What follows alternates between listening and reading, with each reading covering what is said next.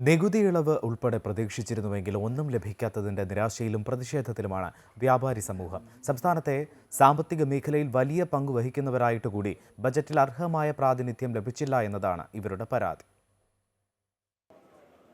ബജറ്റിൽ വ്യാപാരികൾക്ക് വേണ്ടത്ര പ്രാതിനിധ്യം ലഭിച്ചില്ലെന്ന പരാതിയുണ്ട്. നികുതി ഉൾപ്പെടെയുള്ള പലതും പ്രതീക്ഷിച്ചിരുന്നെങ്കിലും ഒന്നും തന്നെ ലഭിക്കാത്തതിന്റെ നിരാശയിലാണ് കോഴിക്കോട്ടെ വ്യാപാരി സമൂഹവും.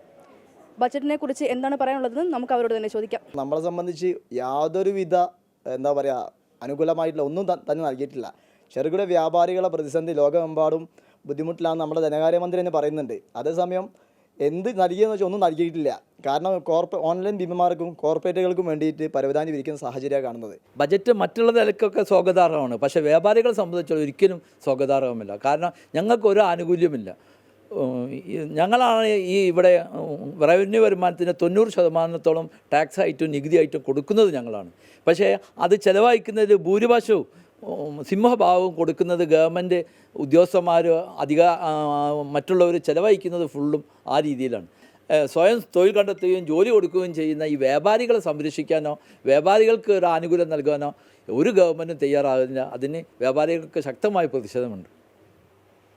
അതെ, സംസ്ഥാന ബജറ്റിൽ തങ്ങൾക്ക് അർഹമായ പ്രാതിനിധ്യം ലഭിക്കാത്തതിൻ്റെ ശക്തമായ പ്രതിഷേധമാണ് കോഴിക്കോട്ടെ വ്യാപാരികൾ രേഖപ്പെടുത്തുന്നത്. ക്യാമറാമാൻ സനിൽകുമാറിനൊപ്പം വർഷ ഗിരീഷ്, അമൃത ന്യൂസ്, കോഴിക്കോട്.